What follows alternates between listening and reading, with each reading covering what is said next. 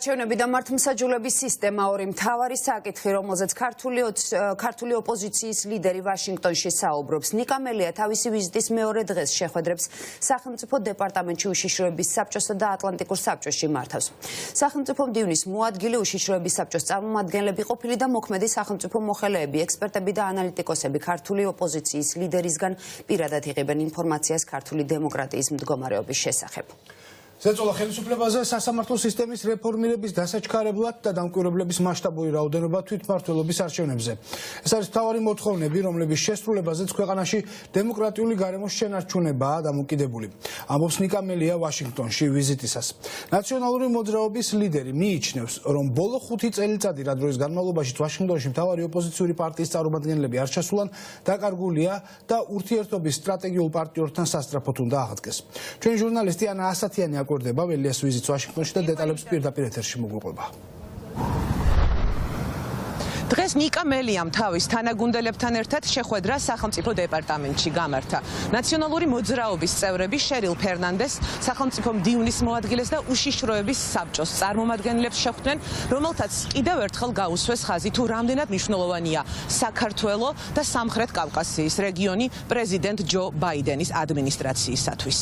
განსაკუთრებული შეხვედრა გაიმართა სახელმწიფო დეპარტამენტში აღმასრულებელი ხელისუფლების მაღალი თანამდებობის პირებთან და სასიხარულოა ნამდვილად ვიცოდე, რომ ამერიკის შეერთებული შტატები მთელი სიმძლავრით არის დაბრუნებული საქართველოში, ჩვენს რეგიონში. ძალიან კარგად არიან ინფორმირებულნი ყველა მნიშვნელოვან საკითხთან დაკავშირებით, დაწყებული უშუალოდ ჩვენი პოლიტიკური პარტიის გარშემო მიმდინარე პროცესებზე აქვთ ამოწურავი ინფორმაცია. მათ მოისმინეს ის, რაც ძალიან მინდოდა, რომ უშუალოდ ერთ-ერთ შეხვედრის ფორმატში მოისმინათ ჩემი როგორც ნაციონალური მოძრაობის თავმჯდომარის პოზიციები ამ თუ იმ საკითხთან დაკავშირებით. ვისაუბრეთ იმ შიდა გამოწვევებზე, რომლის წინაშეც ახლა ქვეყანა დგას, მოახლოებული ადგილობრივი თვითმმართველობის არჩევნების მნიშვნელობაზე, რომელიც ერთგვარი რეფერენდუმი იქნება. ასევე განვიხილეთ ევროპის კავშირის მედიაციით შემდგარი დოკუმენტი, სადაც ხელისუფლებას კონკრეტული ვალდებულებები აქვს აღებული საარჩევნო რეფორმის ნაწილში, ისევე როგორც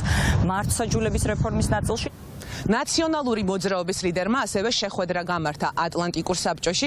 ამ შეხვედრას ესწრებოდნენ საქართველოს ისეთი გულშემატკივრები, როგორებიც არიან სახელმწიფო მდივნის ყოფილი მოადგილე დენიელ ფრიდი, ატლანტიკური საბჭოს აღმასრულებელი ვიცე-პრეზიდენტი დეიმონ უილსონი და სხვა მაღალი რანგის დიპლომატები, რომელთაც ნიკა მელიას ოცნების ტყვეობიდან დახსნაში პირადი წვლილი შეიტანეს.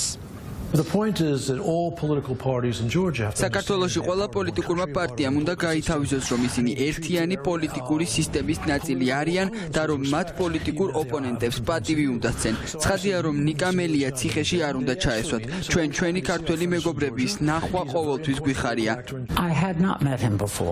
აქამდე მას პირადად არ შევხვედრივარ. რა თქმა უნდა, ვიცოდი, რომ ის დაპატიმრებული და დამწუხდეული იყო. შეხვედრის შემდეგ ჩემზე ძალიან დიდი შთაბეჭდილება მოახდინა იმ ფაქტმა, რომ ნიკა მელიამ ხაზი გაუსვა არა ერთი პარტიის მიერ ქართული ოცნების ჩანაცვლებას, არამედ მას უფრო ფართო პოლიტიკური მიდგომა აქვს.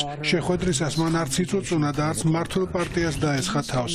მან ძალიან კონსტრუქციული და დემოკრატიული დღის წესრიგი გაგვაცნო. ძალიან კარგია, რომ ვაშინგტონში ჩამოდის ლიდერი, რომელიც საუბრობს არა ექსტრემისტულად, არამედ ისე, როგორც დემოკრატიულ ოპოზიციას ეკადრება, თუმცა დემოკრატიული პრობლემების მქონე ქვეყნიდან. ეს ძალიან კარგია. შემდეგი შეხვედრები უკვე ამერიკული პოლიტიკის ციტადელში, კაპიტოლიუმის შენობაშია დაგეგმილი. მთავარი ოპოზიციური პარტიის ლიდერი ხვალ ამერიკელ სენატორებს შეხვდება.